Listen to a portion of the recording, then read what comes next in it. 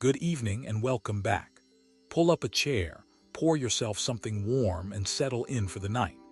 I'm coming to you from a rest stop somewhere in the California darkness, and tonight I want to tell you about Highway 1, that impossible, beautiful, dangerous ribbon of road that hugs the Pacific coast. But I'm not going to lecture you with dates and statistics. No, tonight's about stories, real stories from the road. The kind you only get when you've spent years behind the wheel, watching America roll by 1 mile at a time. There's this moment that happens every single time I drive Highway 1 through Big Sur. Doesn't matter if it's my first time or my 50th. I come around a bend, usually somewhere south of Carmel, and suddenly the whole Pacific Ocean opens up before me like somebody pulled back a curtain. The road ahead curves along the mountainside, suspended between rock and sky, and for just a second I forget to breathe. That's what Highway 1 does to you. It makes you remember why you started driving in the first place, before it became about delivery schedules and fuel costs and making time. It reminds you that sometimes the journey matters more than the destination.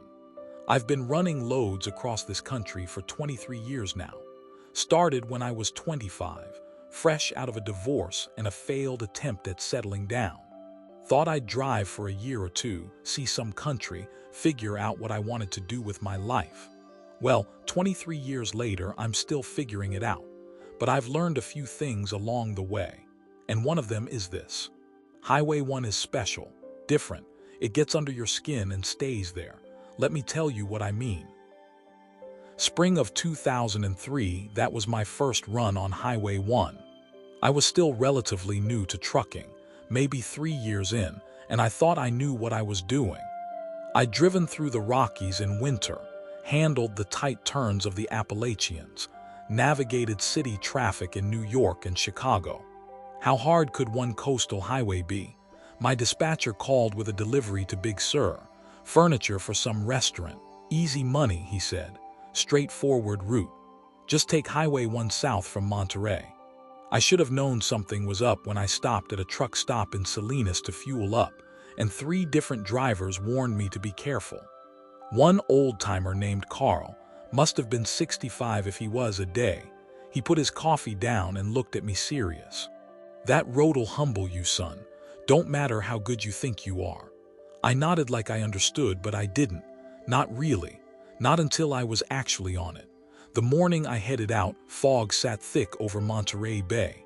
California coast fog, the kind that swallows everything, turns the world gray and quiet. I grabbed breakfast at a little diner in Seaside. The waitress, this older woman with smile lines deep as valleys, she asked where I was headed. Big Sur, I told her. She paused, coffee pot in hand. Take your time, honey. That road doesn't care if you're in a hurry. Another warning. I thanked her, left a decent tip, and climbed back into my truck thinking everybody was being overly dramatic. The first few miles out of Monterey were fine. Highway 1 runs through Carmel, this picture-perfect little town where the houses look like something out of a storybook, and people walk their designer dogs on the beach. Tourists everywhere, even in the fog.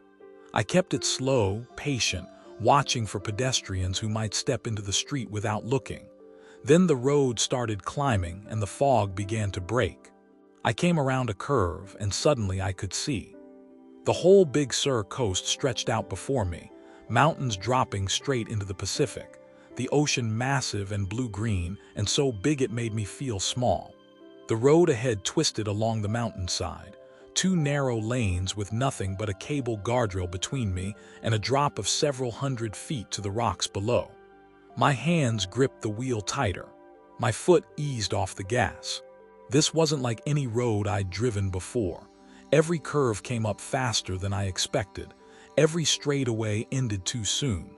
The shoulder, barely there, and the drop on the right side. I tried not to look, but you can't help it. Your eyes are drawn to it. That space where the land just ends and the air begins.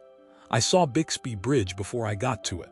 That famous concrete arch that shows up in car commercials and postcards. From a distance it looks elegant, graceful, a perfect example of engineering and art combined. Up close, Driving a truck loaded with furniture, it looked terrifying. The span seemed too narrow, the curve approaching it too sharp. The wind, which I could feel buffeting my trailer, too strong. But there was nowhere to turn around. No choice but to keep going. So I downshifted, slowed to maybe 20 miles an hour, and focused on nothing but keeping my truck centered on that road. The bridge seemed to take forever to cross, though it was probably less than 30 seconds. When I finally reached the other side, I exhaled so hard my chest hurt. A sports car behind me honked, impatient with my pace. I didn't care. That driver could honk all day. I was going to take this road at the speed it demanded, not the speed somebody else wanted.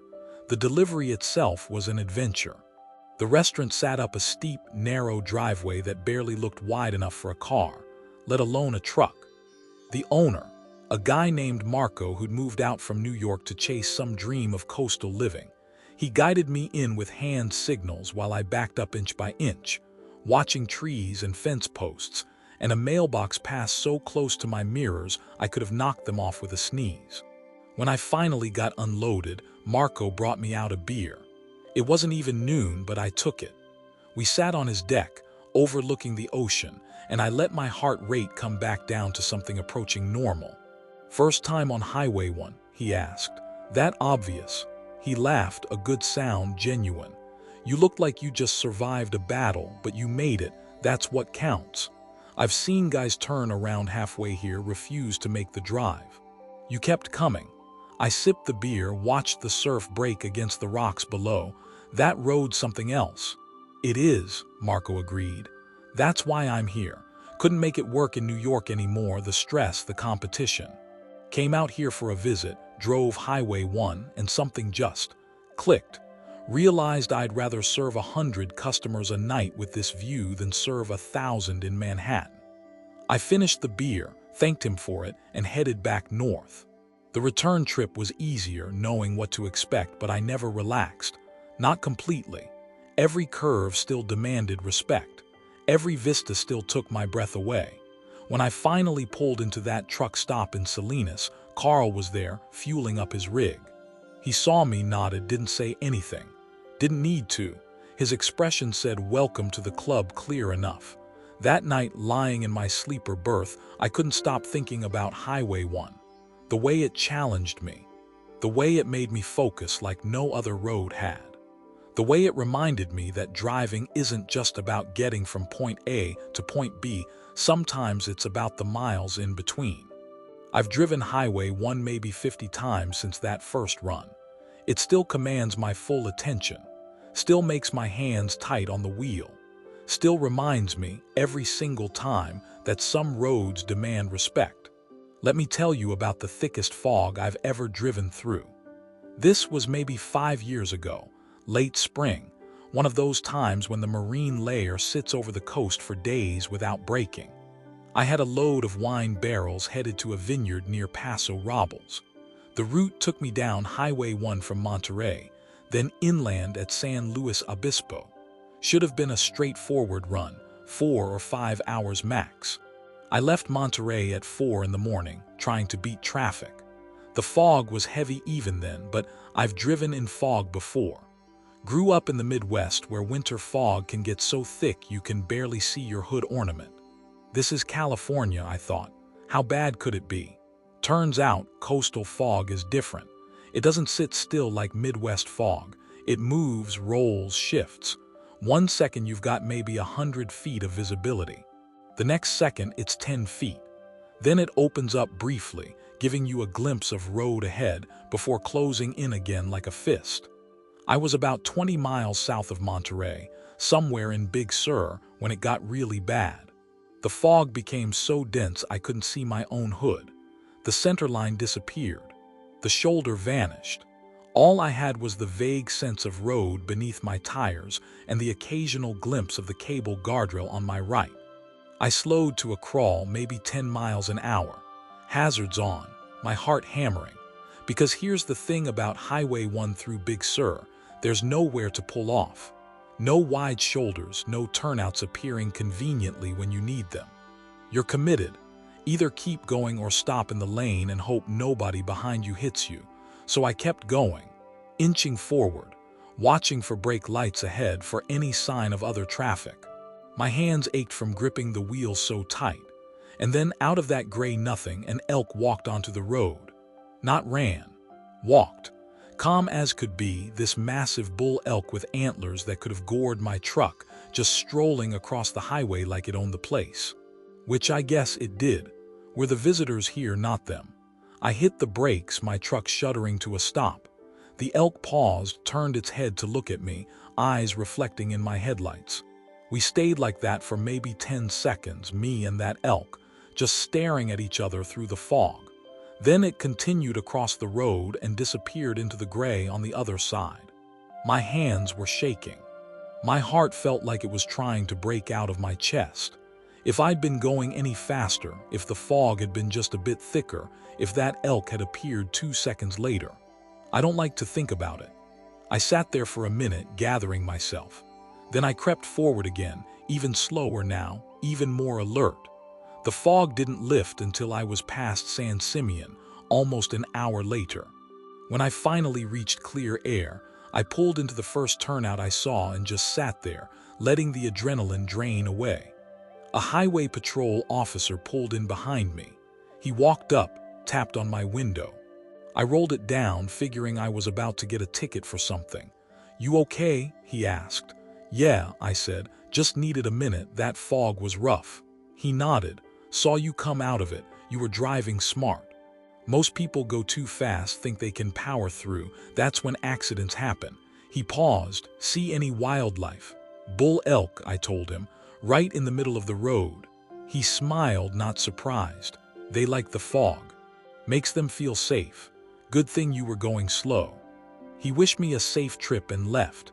I sat there a while longer, watching the ocean, thinking about that elk, about how quickly things can go wrong, about how much worse it could have been. That's the thing about Highway 1. It's beautiful, yeah, spectacular, but it's also dangerous, unforgiving. It demands respect, attention, humility. You can't fake your way through it. You can't just rely on skill or experience. You have to meet that road on its terms, not yours. There's this place in Big Sur, Nepenthe, perched on a cliff about 800 feet above the ocean. I've stopped there maybe a dozen times over the years, always when I need a break, a moment to breathe, a reminder of why I do this job. The first time I went was on the suggestion of another driver, a woman named Kay who'd been running the California coast for 15 years. We'd both ended up at a truck stop in King City, swapping stories over bad coffee and worse pizza. And when I mentioned I'd be driving Highway 1 the next day, she told me about Nepenthe. "You have to stop there," she said. "I don't care if you're on a schedule, you have to stop." So I did. Found a place to park down below, walked up the path to the restaurant. The building itself is striking, all wood and stone and windows, designed by a student of Frank Lloyd Wright. But the building isn't the point. The view is. From Nepenthe's terrace, you can see the Pacific stretching to the horizon. The coastline curves away to the north and south, cliffs and coves and rocks where surf breaks in endless white explosions. On a clear day, you can see for miles. On a foggy day, you watch the gray curtain move across the water like a living thing. I ordered an ambrosia burger, which is what they're famous for. Expensive, tourist prices, but worth it. Sat at a table on the terrace, ate slowly, watched the ocean. A family at the next table was celebrating something, a birthday or anniversary, all of them laughing and taking pictures. A couple by the railing stood close together, watching the sunset start to color the sky. And me, I sat alone with my burger and my thoughts, feeling more at peace than I had in months. There's something about stopping at a place like Nepenthe that reminds you why Highway 1 matters. It's not just a transportation route. It's not just a way to get from point A to point B.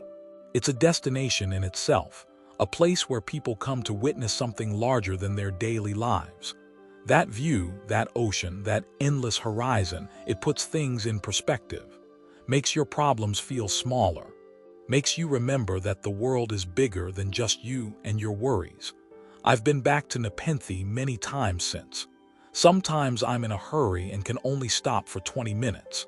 Sometimes I have time and I linger, watching the light change, listening to the conversations around me, feeling like I'm part of something even though I'm just passing through.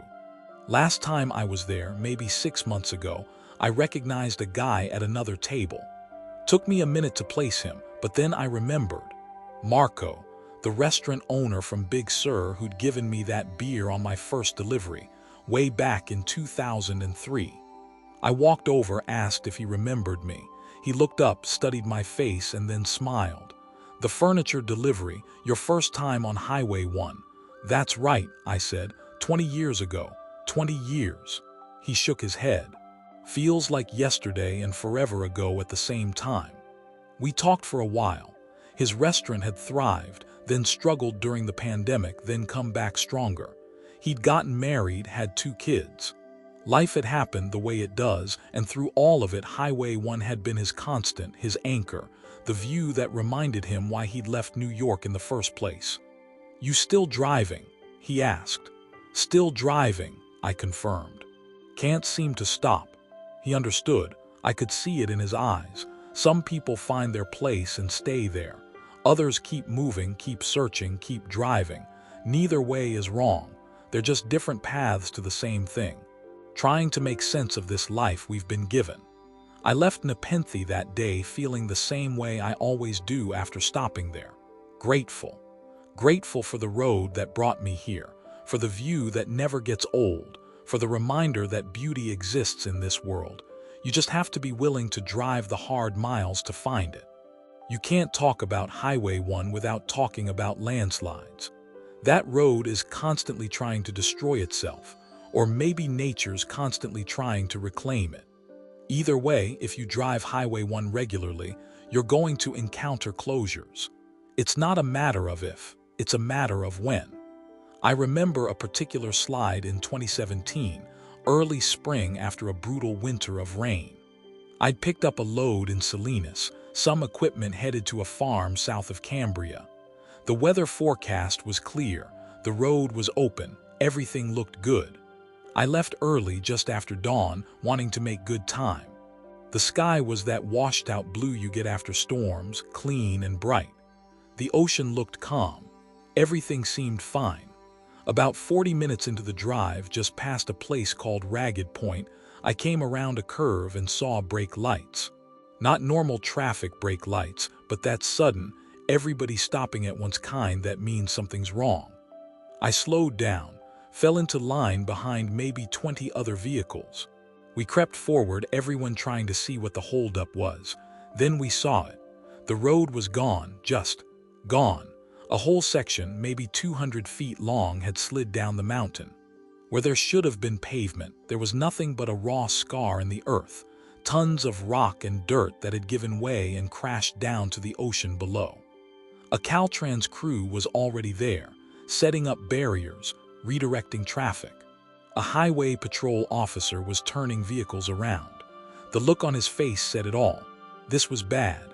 This was going to be closed for a while. I followed the cars ahead of me through a 3-point turn, no easy feat in a loaded truck on a narrow highway. By the time I got turned around, the line of vehicles behind me stretched back around the curve, out of sight. Everyone frustrated, everyone realizing their plans had just changed. The detour was massive.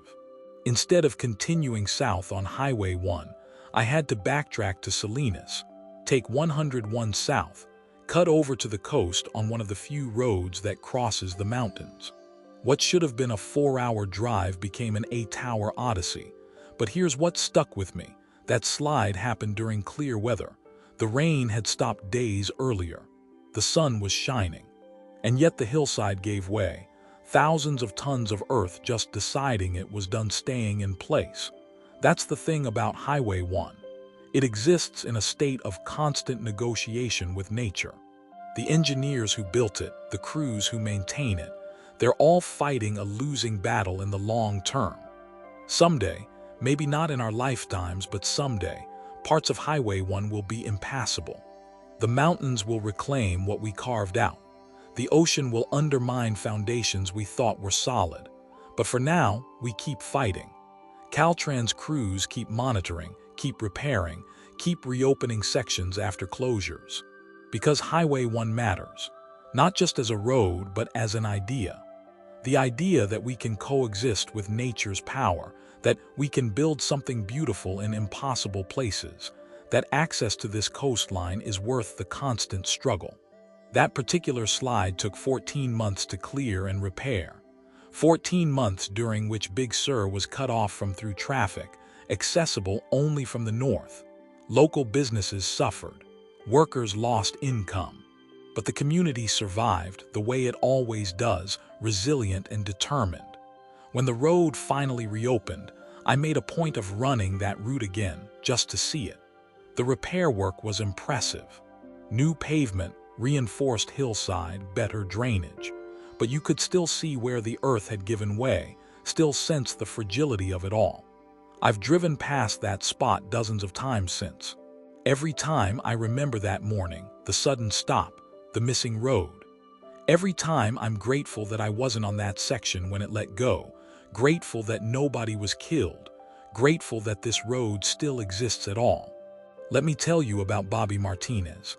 I met him about 10 years ago at a pull-off just south of Bixby Bridge. He was parked there in a beat-up pickup truck, selling tacos out of a cooler. Good tacos, too. Carne asada with fresh cilantro and lime, the kind that taste like someone's grandmother made them. I bought 3, sat on the guardrail eating them, and we got to talking. Bobby told me he'd been a long-haul trucker for 20 years, running loads all over the country. He'd driven Highway 1 maybe 100 times, always as a thoroughfare, a way to get from one place to another. Then his wife died. Cancer, sudden and brutal. They'd been married 32 years, had 3 kids, 6 grandchildren. His whole life had been built around her, around them. When she was gone, Bobby said he didn't know how to keep going. He drove for a while out of habit, out of not knowing what else to do. But his heart wasn't in it anymore. He'd be in the middle of Nebraska or Kentucky or wherever, and he'd realize he couldn't remember the last 100 miles, couldn't remember any of the driving because his mind was somewhere else, thinking about his wife, about the life they'd had, about what came next. One day he was driving Highway 1, making a delivery to Monterey, and he pulled over at that spot south of Bixby Bridge. Just needed a minute to collect himself. He sat there for an hour, watching the ocean, and something shifted in him. I realized, Bobby told me, that I'd spent 20 years driving past beautiful places without really seeing them. Always focused on the destination, never on where I was. And I thought, what if I just stopped? What if I stayed in one of these beautiful places and actually lived there? So that's what he did. He sold his truck, found a room to rent in Carmel, and started the taco business. It wasn't much, he admitted. He made enough to cover rent and expenses, maybe save a little. But he had time now. Time to walk on the beach. Time to watch sunsets. Time to talk to people passing through, sharing a little piece of wisdom or just listening to their stories. This highway gave me my life back, Bobby said. Not in some dramatic way. But it taught me to slow down, to notice things, to be present. I've stopped at Bobby's taco stand maybe a dozen times over the years.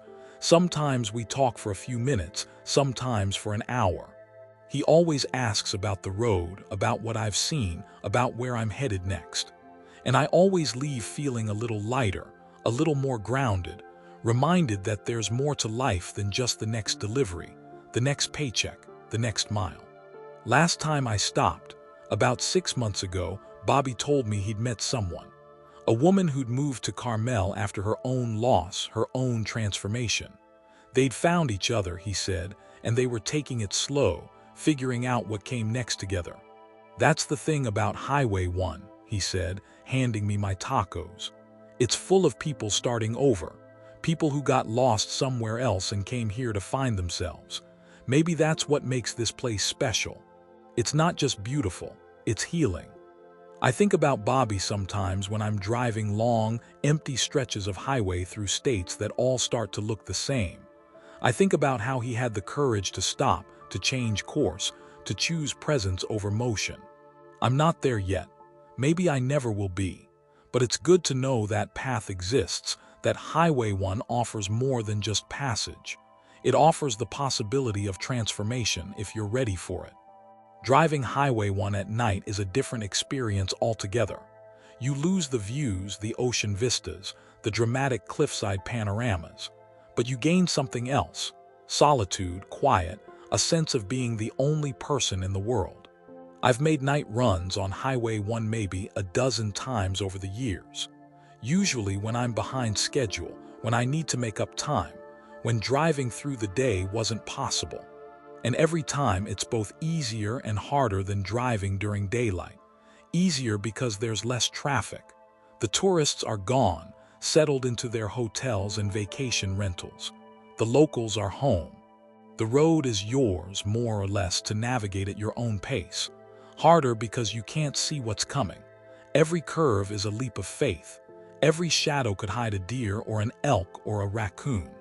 The fog, if it rolls in, becomes disorienting in a way it never is during daylight. One night, this was maybe 3 years ago, I was driving south from Monterey around 11 p.m. I had a load of produce that needed to be in Santa Barbara by morning, and Highway 1 was the most direct route. The night was clear, cold, with a moon about 3/4 full turning the ocean silver. I was the only vehicle on the road. Not a single car ahead of me or behind me. Just me and my truck and Highway 1 winding through the darkness. Somewhere around Big Sur, maybe near that pull-off where Bobby sells tacos, I saw something on the side of the road. A person standing at the guardrail looking out at the ocean. I slowed down, concerned. It's not normal to see someone on the side of Highway 1 at midnight, especially not at a spot with no parking, no turnout, no reason to be there. As I got closer, I could see it was a woman, maybe in her 30s, wearing a jacket and jeans. She wasn't doing anything suspicious, just standing there looking out at the water. I pulled over as best I could, hazards on, and climbed down from the cab. She turned when she heard my door close, saw me approaching. "Everything okay?" I called out, trying not to startle her. She smiled, a tired smile but genuine. "Yeah, just needed to see the ocean." I walked closer, keeping a respectful distance, kind of late for sightseeing. "I know," she said. "Drove out from Fresno, had to get away for a while. Clear my head." We stood there together, strangers in the night, watching the moonlight on the water.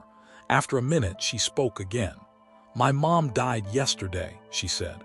"I've been dealing with arrangements, dealing with family, dealing with everything.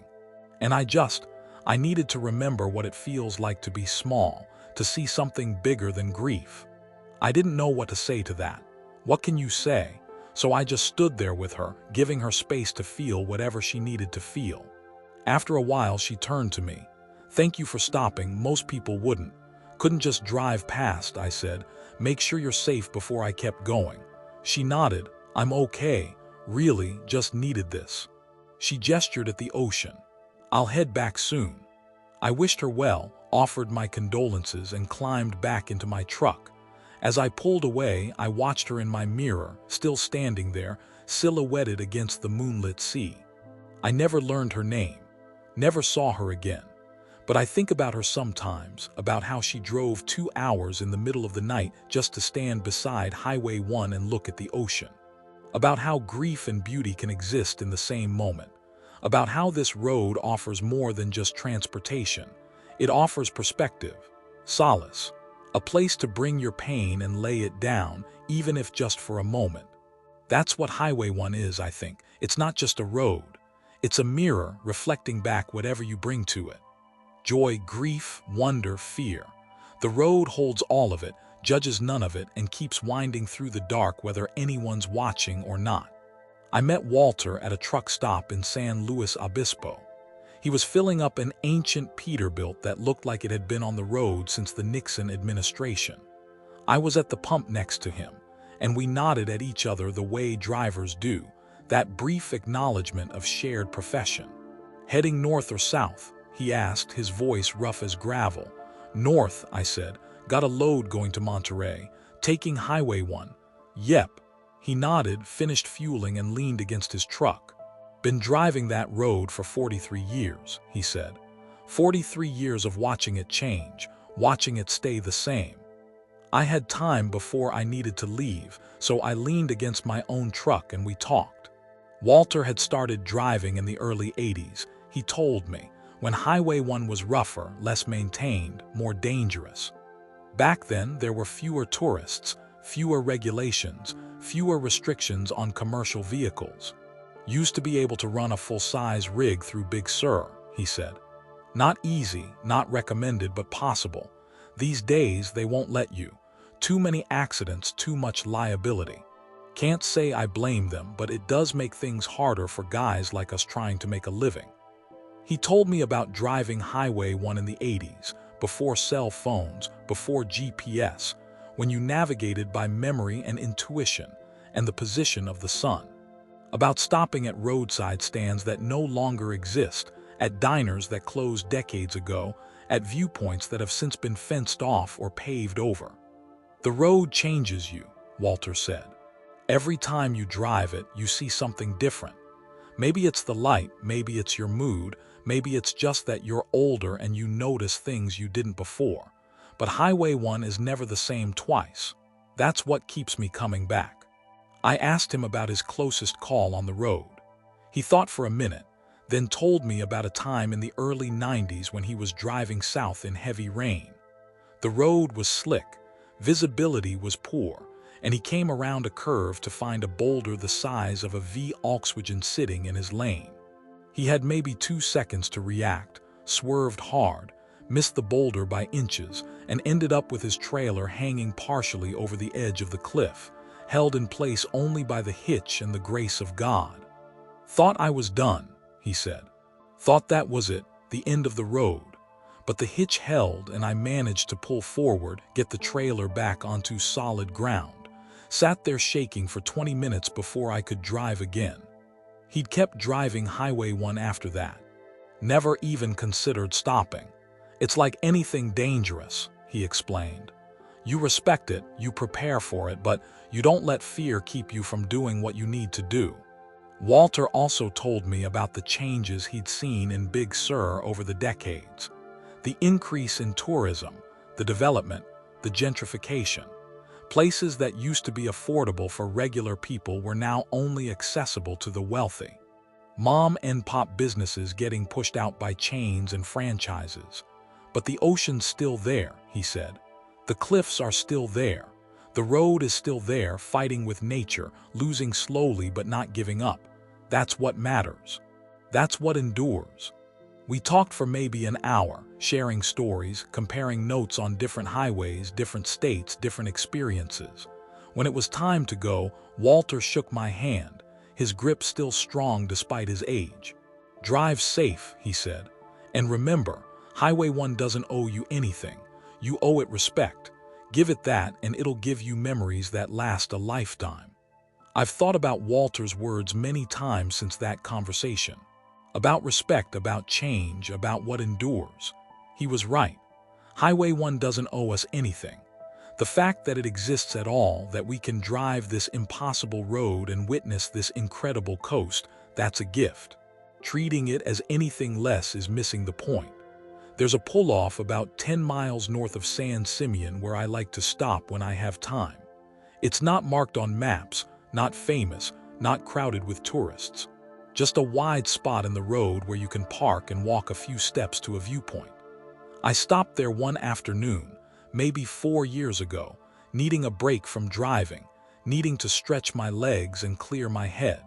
A woman was standing at the viewpoint with an easel painting the ocean. I tried to walk past without disturbing her, but she turned and smiled. "Beautiful day," she said. "It is," I agreed. "You a regular on this highway?" She asked, going back to her painting. "I run it a few times a year. You?" "I live about 5 miles from here," she said. "Come out here as often as I can to paint. Been doing it for 12 years now, and I never get tired of this view." We talked while she painted, her brush moving in quick, confident strokes. Her name was Sarah, and she'd moved to the California coast from Ohio after burning out from a corporate job. Came out for a vacation, fell in love with the light and the landscape, and decided to stay. "It's the light here," she explained. "It's different from anywhere else. The way it reflects off the water, the way it filters through the fog, the way it changes throughout the day. Artists have been coming here for over a century, trying to capture it. I'm just the latest in a long line." She told me about the plein air painters who'd worked along this coast in the early 1900s, setting up their easels on beaches and cliff tops, painting quickly before the light changed. About photographers like Ansel Adams and Edward Weston, who documented Big Sur and made it famous. About modern artists still drawn to this landscape, still trying to capture something that maybe can't be fully captured. "That's what keeps me painting," Sarah said. "The impossibility of it. I'll never get it exactly right. Never quite nail the way the light hits the water at sunset or the way the fog moves through the valleys. But I keep trying. And every attempt teaches me something new." I watched her work for a while, mesmerized by the transformation happening on her canvas. What started as random brushstrokes gradually became recognizable: ocean, cliffs, sky. Not photorealistic, but real in a different way, emotional truth rather than literal accuracy. "Highway 1 attracts people like you and me," Sarah said, not looking up from her painting. "People who need to move, to see things, to be somewhere on the edge. You drive it, I paint it. We're both trying to understand it, to make sense of what it means." She finished the painting while I stood there, adding final touches, stepping back to assess her work. When she was done, she turned the easel so I could see it better. "What do you think?" she asked. "I think you got it," I said. "Maybe not exactly like you said, but you got the feeling of it. The way it makes you feel small and lucky at the same time." She smiled. "That's all I'm trying for, the feeling." I've stopped at that pull-off a few times since then, hoping to see Sarah again, but our paths haven't crossed. Her painting stayed in my mind, though. The way she translated something huge and indefinable into brushstrokes on canvas. The way she'd found a way to hold onto moments that otherwise slip away. That's what we all do on Highway 1 in our own ways. We're all trying to hold onto something, to remember, to make sense of beauty that overwhelms us. Some people take photos, some people paint, some people, like me, tell stories. And maybe none of it really captures the truth of this road, this coast, this experience. But we keep trying anyway, because the trying matters as much as the result. Highway 1 in the wind is a different animal altogether. Most people don't think about wind when they imagine driving the coast. They think about views and sunshine and leisurely cruising. But the wind, when it comes, changes everything. I learned this the hard way one November afternoon. I was driving south, empty trailer, heading to pick up a load in Santa Barbara. The day had started calm, but by the time I reached Big Sur, the wind had picked up. Not gentle coastal breezes, but serious wind. The kind that makes your truck lean, that buffets you sideways, that turns simple driving into a wrestling match. Empty trailers are the worst in wind. When you're loaded, you've got weight holding you down, keeping you stable. But empty, you're basically driving a sail. Every gust catches that big blank surface and shoves you around like you're made of paper. I was doing maybe 30 miles an hour, both hands locked on the wheel, fighting to keep my truck in my lane. Every curve was a challenge. Every bridge was terrifying. And Bixby Bridge, that beautiful engineering marvel, became my worst nightmare. The wind was coming from the west, straight off the ocean, and when I drove onto that bridge, it hit me full force. My trailer swung right toward the railing, and for a second I thought I was going over. I corrected hard, too hard, and the trailer swung left. I was fishtailing on a narrow bridge suspended hundreds of feet in the air, and all I could do was try to find center, try to stay calm, try to remember everything I'd ever learned about controlling a vehicle in bad conditions. Somehow I made it across, pulled into the first turnout I could find and sat there shaking, my heart trying to break out of my chest. A highway patrol officer pulled in behind me 5 minutes later. "You okay?" he asked, walking up to my window. "Yeah," I managed. "Wind caught me on the bridge." He nodded. "Saw that, thought you were going over, but you handled it well, kept your head." "Didn't feel like I handled it well." "You're here, aren't you?" "That's handling it well." He paused. "High wind advisory is in effect for the next 6 hours. You might want to wait it out or take the inland route. Highway 1 through Big Sur in high winds, especially empty, that's asking for trouble." I took his advice. Sat in that turnout for 3 hours, watching the wind bend the cypress trees, watching whitecaps roll across the ocean, thinking about how close I'd come to disaster. Other drivers pulled in and waited too, all of us refugees from the wind, all of us smart enough to know when to stop pushing our luck. By late afternoon, the wind died down enough to continue. I drove the rest of Highway 1 at a crawl, hyper-aware of every gust, every bridge, every exposed section. Made it to Santa Barbara 6 hours later than planned, exhausted from the tension, grateful to be alive. That experience taught me to always check wind forecasts before driving Highway 1, to respect the weather as much as the road itself, to understand that conditions can change fast, and when they do, pride doesn't keep you safe. Caution does. I've driven Highway 1 in wind plenty of times since then, but never again have I pushed it like I did that November day. Now I wait. I take the long way if needed. I remember that my schedule isn't worth my life, and neither is any load I'm carrying. Highway 1 teaches you lessons like that. Sometimes gently, sometimes harshly. The smart drivers learn from other people's mistakes.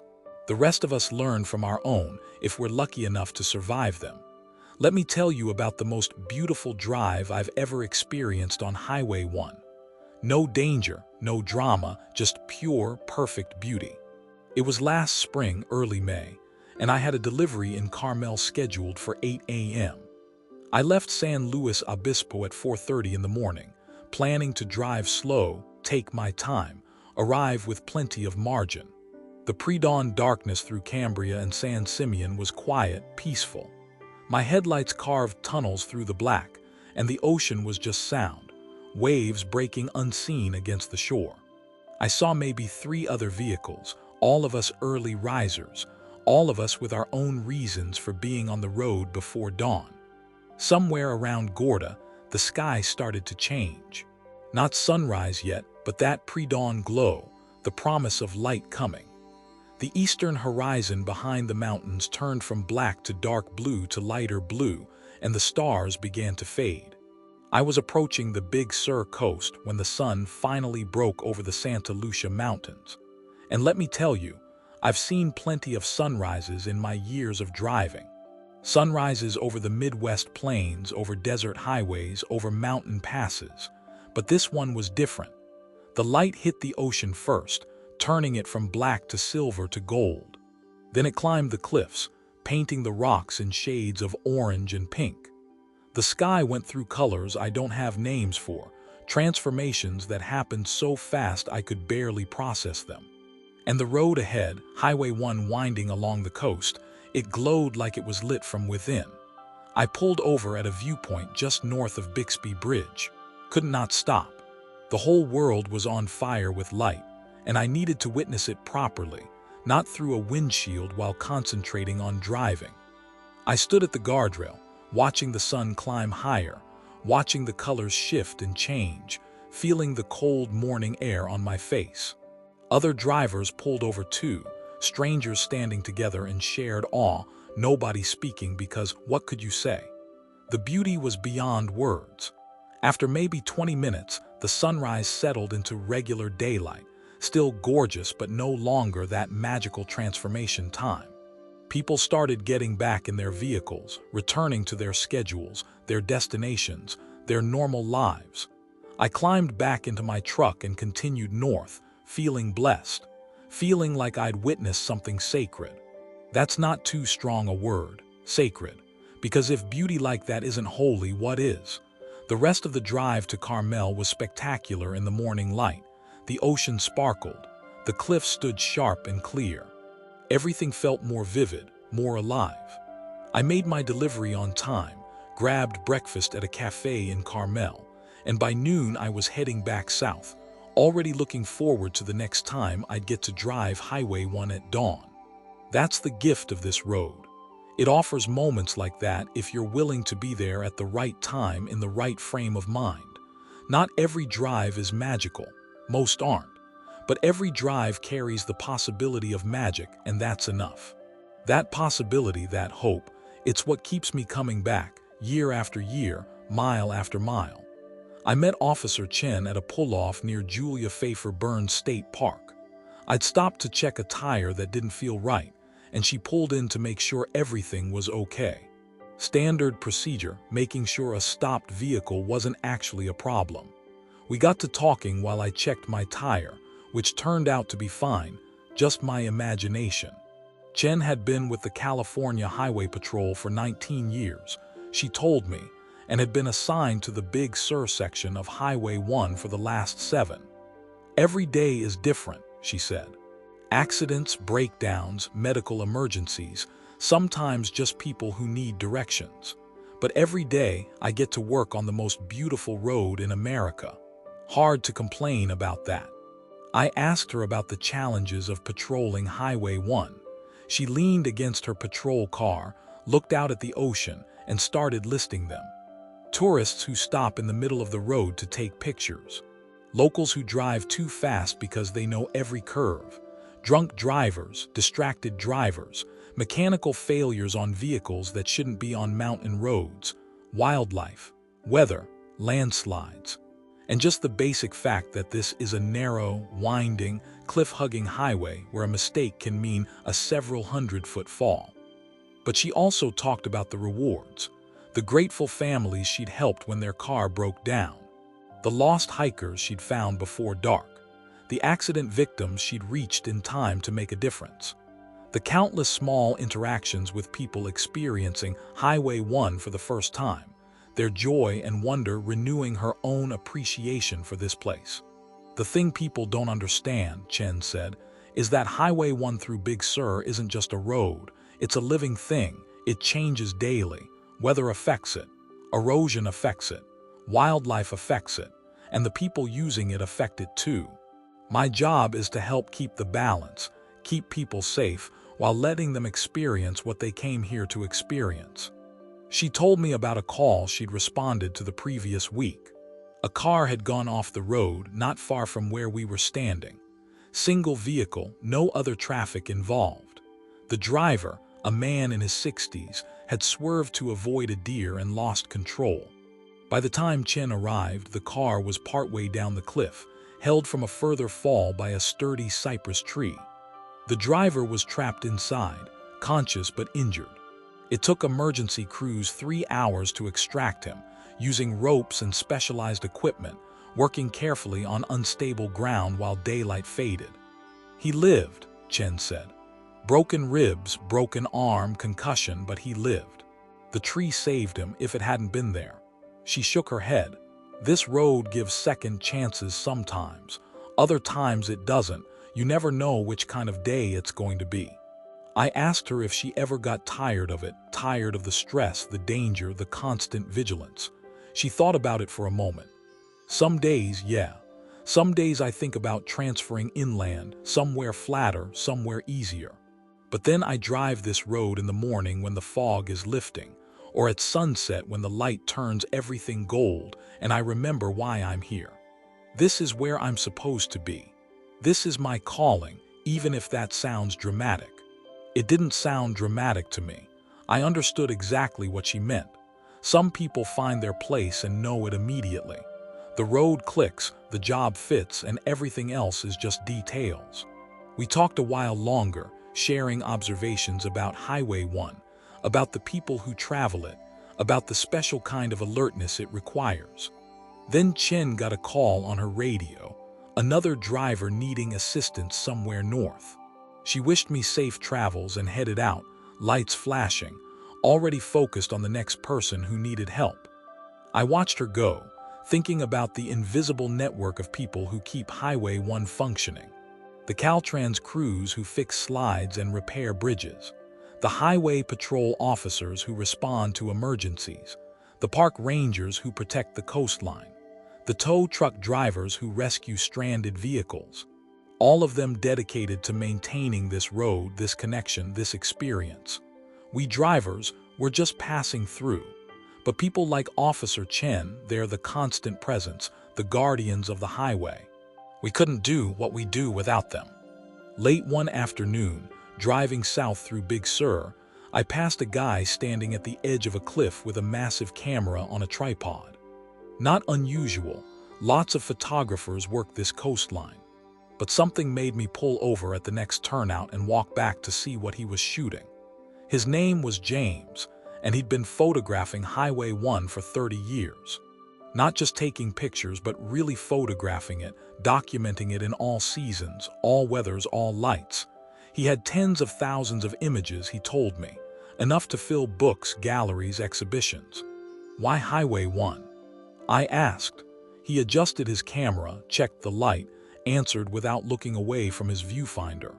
Because it's never the same. Because every time I think I've captured it, I come back and see something I've never noticed before. Because this road is a lifetime's work and I'm only scratching the surface. James showed me some of his images on his camera's screen. Fog rolling through valleys, storms lashing the coast, rainbows over the ocean. Bixby Bridge at dawn, at noon, at dusk, at midnight. Each image was beautiful, but together they told a story. The story of a place constantly transforming, never static, always revealing new facets. Most people drive Highway 1 once or twice in their lives, James said. They see it in one particular moment, one particular weather condition, and they think they know it. But they don't. Nobody does. This road has infinite variations. He told me about spending entire days at single locations, waiting for the perfect light, about camping beside the road to catch sunrise, about driving through storms because that's when the most dramatic images happen, about relationships that had ended because partners couldn't understand his obsession, couldn't grasp why he needed to be on this road so often. It's cost me, he admitted. Time, money, relationships. But I can't imagine doing anything else.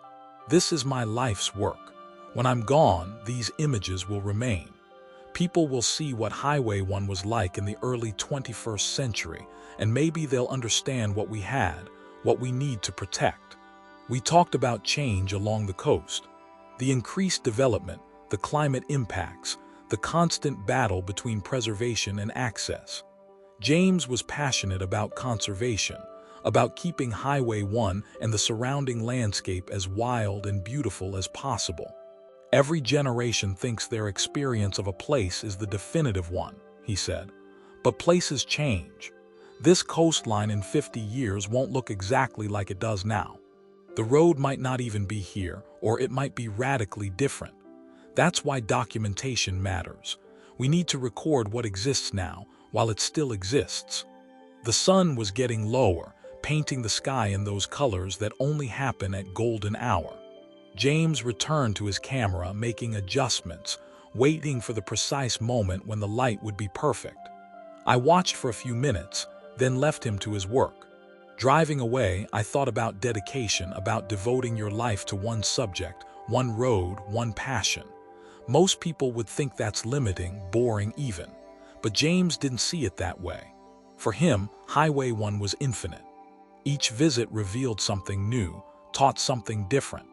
30 years of photographing one road, and he still felt like he was just beginning to understand it.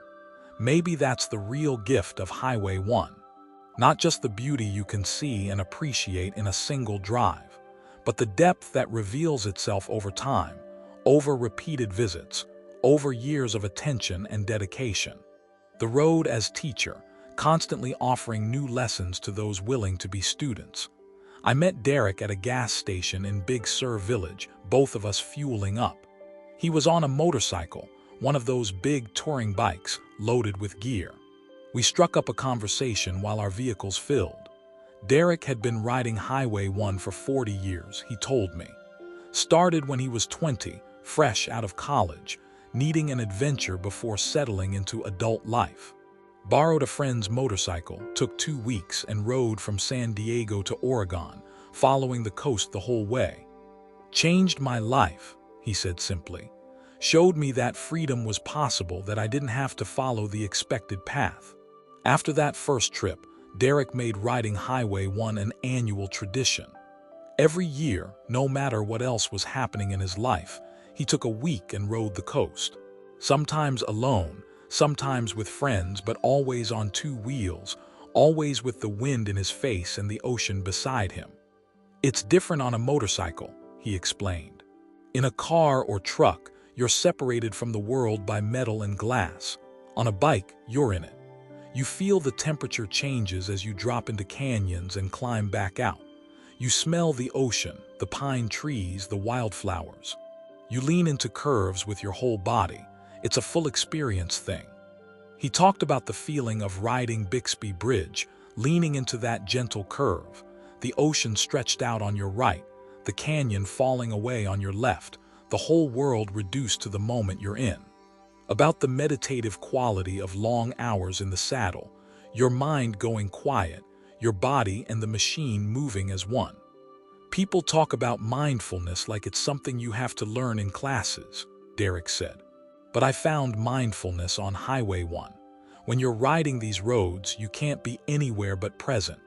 1 second of distraction and you're off the cliff. So you learn to focus, to be completely in your body, completely aware. It's the most mindful thing I've ever done. He also talked about the community of motorcyclists who ride Highway 1, the nods and waves between riders, the shared understanding at pull-offs and gas stations, the stories swapped at roadside diners, a whole subculture bonded by the love of riding this particular road. We're guardians in a way, Derek said. Those of us who ride Highway 1 regularly, we watch out for each other. We stop when we see someone broken down. We share information about road conditions. We know that out here, we're all we've got. I asked him about close calls, about the inherent danger of motorcycling on mountain roads. He didn't hesitate. I've had my share, patches of gravel in curves, deer jumping out, car drivers who didn't see me, weather turning bad, but you know what? Those close calls make you respect the road. They remind you that you're not invincible, that nature and physics and chance can take you out at any moment. So you ride carefully, you ride smart, and you're grateful for every mile you get. Derek was heading south that day, taking his annual Highway 1 trip. He'd been doing it for 40 years, and he planned to keep doing it as long as his body allowed. This road was his therapy, his meditation, his connection to something larger than daily life. When I'm riding Highway 1, he said, I'm not thinking about work or bills or politics or any of the stuff that usually fills my head. I'm just riding, just being, just experiencing this moment on this road with this view. That's enough. That's everything. We parted ways there at the gas station, me heading north, him heading south. I watched him ride off, disappearing around a curve, the sound of his engine fading, and I thought about different ways of experiencing the same road. My way in a truck, focused on work and schedules. Derek's way on a motorcycle, focused on experience and freedom. Both valid, both meaningful, both part of what makes Highway 1 special. I delivered a load to Lucia one time, this tiny spot on Highway 1 between Gorda and Pacific Valley. Just a lodge, a restaurant, and a few cabins clinging to the hillside. Population maybe 10 people if you count everyone. The woman who ran the place, Linda, she'd lived there for 32 years. Grew up in Los Angeles, moved to Big Sur in her 20s, and never left. People ask me how I can stand living in such an isolated place, she said, helping me unload boxes of supplies. But I don't see it as isolated. I see it as peaceful, as real. We took a break on the lodge's deck, looking out at the ocean. Linda talked about life in Big Sur, about the challenges and rewards of living on the edge of the world. Everything's harder here, she admitted.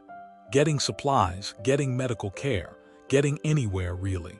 The nearest proper grocery store is an hour away. The internet is terrible. Cell service doesn't exist. If I need to see a doctor, it's a half-day commitment minimum. But she also talked about the benefits, the community of people who'd chosen this life, the quiet nights under stars undimmed by light pollution, the wildlife. Deer in her yard, whales visible from her window, condors soaring overhead. The sense of being connected to something ancient and wild. When Highway 1 closes, Linda said, which happens every few years, we're completely cut off. No through traffic, no tourists, no easy way out. And you know what? Those are often the best times. The community comes together. We rely on each other. We remember what's really important. She told me about the landslide in 2017 that closed Highway 1 for over a year. How Big Sur residents adapted, how businesses survived, or didn't. How the enforced isolation actually brought people closer together. We had potlucks, she said. Community dinners where everyone brought something. We shared resources, looked out for each other. It was hard, don't get me wrong. Some businesses went under, some people left. But those of us who stayed, we came out of it stronger. Linda also talked about the constant tension between preservation and access, between keeping Big Sur wild and accommodating the millions of tourists who want to visit. About struggling to find balance, to welcome visitors while protecting what makes the place special. Highway 1 brings the world to our doorstep, she said. Without it, we couldn't survive. Our businesses depend on people driving through. But sometimes it feels like too much, like the road is loving us to death.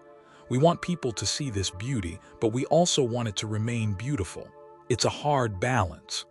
I thought about that a lot after I left Lucia. About the complicated relationship between residents and tourists, between isolation and connection, between preservation and survival. About how Highway 1 creates as many challenges as it solves for the people who live along it. The road we drivers love, the road that feels like freedom and adventure, is someone else's daily reality, their main street, their lifeline to the outside world. It's easy to forget that when you're just passing through, when you can leave whenever you want. But for people like Linda, Highway 1 isn't an adventure. It's home, with all the complexity that word implies. Let me tell you about the scariest drive I've ever had on Highway 1. This was January of 2023, middle of one of those atmospheric river storms that California gets, the kind that dumps inches of rain in hours, that turns creeks into raging torrents, that makes you question the sanity of being anywhere near a road carved into a mountainside. I'd picked up a load in Salinas, emergency supplies headed to a community north of Cambria. The dispatcher had asked if I was willing to make the run despite the weather. I said yes because I'm stupid sometimes, or brave, depending on how you look at it. The rain started before I even reached Monterey. Not regular rain, but those heavy drops that sound like bullets hitting your windshield. My wipers were on full speed and still barely keeping up. Visibility was maybe 100 feet, if that. By the time I got to Big Sur, conditions had worsened. Water was running across the road in sheets. Every curve was a gamble.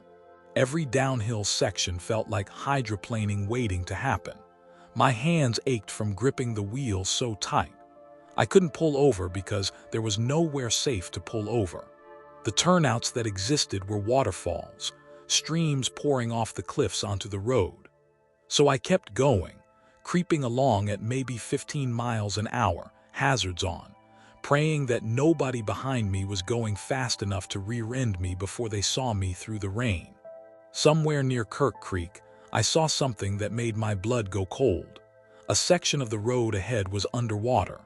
Not just wet, but actually underwater, a stream crossing the highway maybe 20 feet wide, maybe 6 inches deep, maybe more.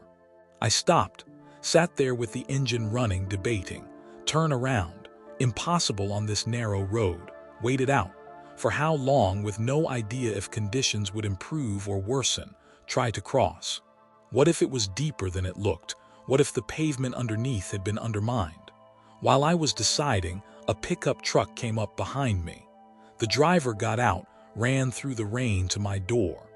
A local, by the look of him, someone who knew these roads. "You can make it," he shouted over the storm. "Stay left where the road's higher. Don't stop in the middle, just keep moving, steady speed." "You sure?" I shouted back. "Done it a dozen times, but don't wait too long, that water's rising."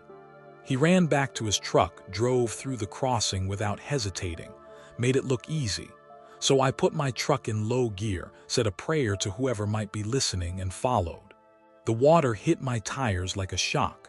My truck slowed, the weight of the water resisting. For a second I thought I was going to stall, going to stop right there in the middle with water still rising. But the engine held, the wheels kept turning, and I powered through to the other side. My heart was hammering. My shirt was soaked with sweat despite the cold, but I'd made it. I kept driving, made the delivery, got back out before conditions got even worse.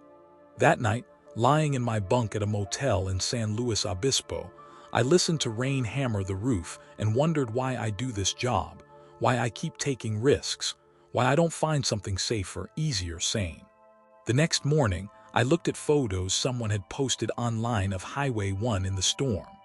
Images of waterfalls crossing the road, of waves crashing over guardrails, of the raw power of nature on full display. And I remembered why I do it. Because ordinary doesn't satisfy me. Because safe feels like dying slowly. Because sometimes you have to test yourself against something bigger, something that doesn't care about your plans or your comfort or your survival. Because Highway 1 in a storm is real in a way that most of life isn't. Dangerous, yes.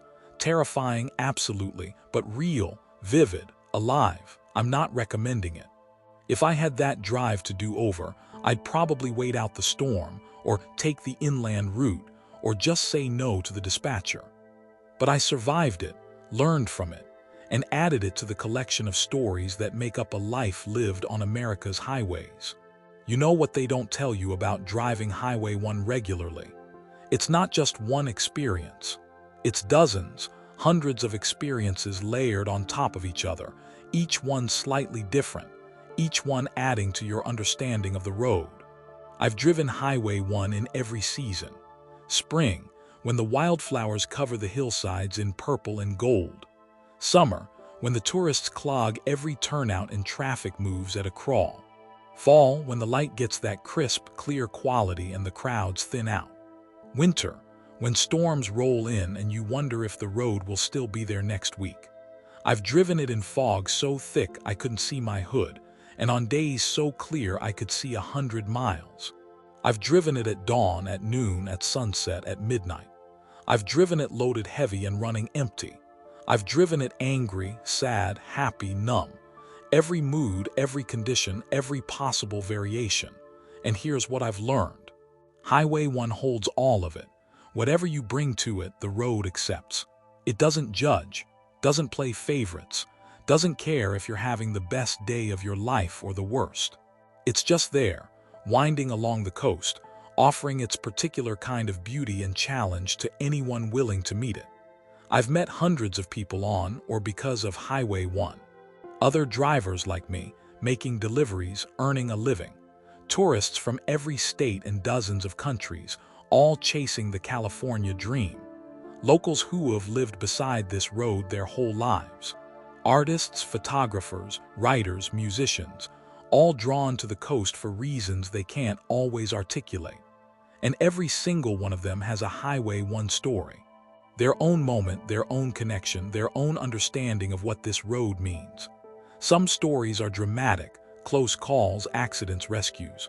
Some are quiet, a perfect sunset, a moment of peace, a realization that changed their life. All of them are real, all of them matter. I think that's what makes Highway 1 more than just a road.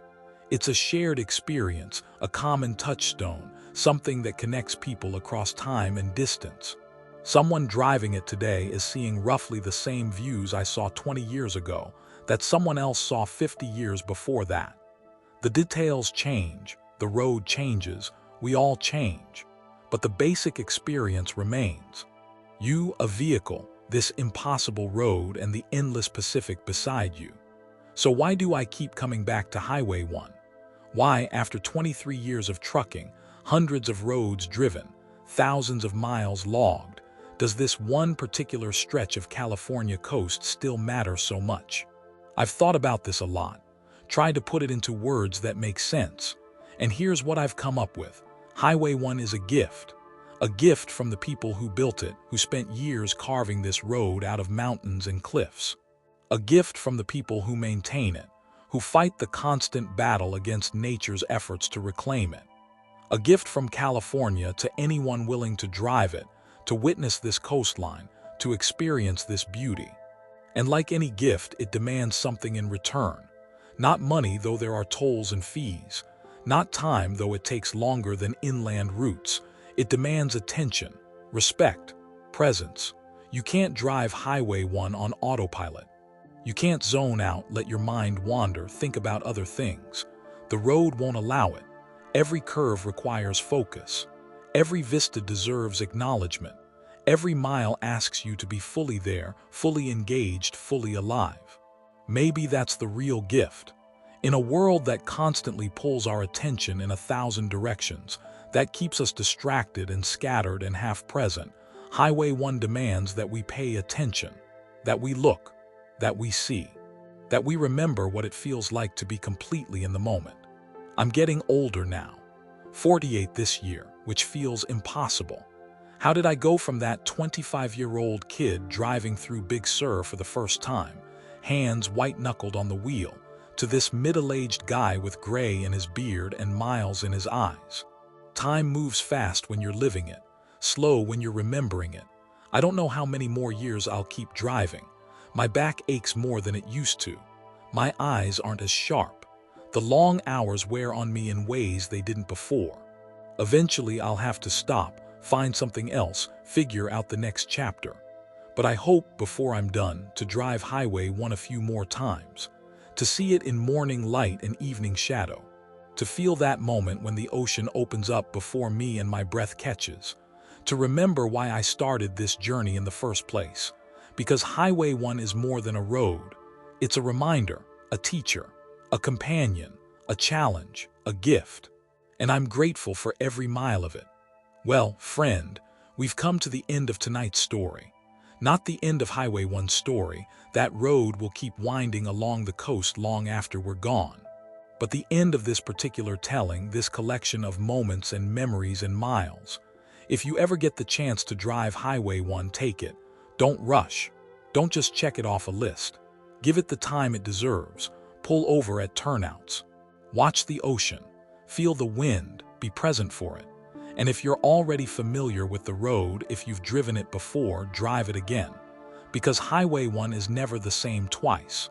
Every journey reveals something new, teaches something different, offers some gift you didn't know you needed.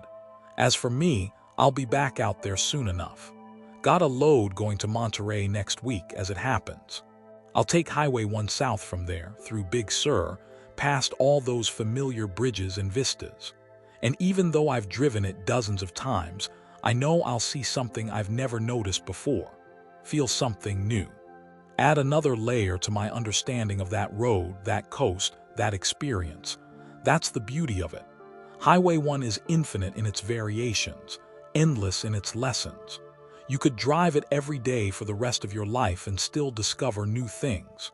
So here's to the Pacific Coast Highway, to California's Highway 1, to that impossible, beautiful, dangerous ribbon of road that reminds us what it means to be alive, to be present, to witness beauty that takes your breath away. May your roads be clear, your journeys safe, and your stories worth telling. Until next time, keep the rubber side down and the shiny side up. This is the voice from the American highways, signing off for the night. Good night and drive safe out there.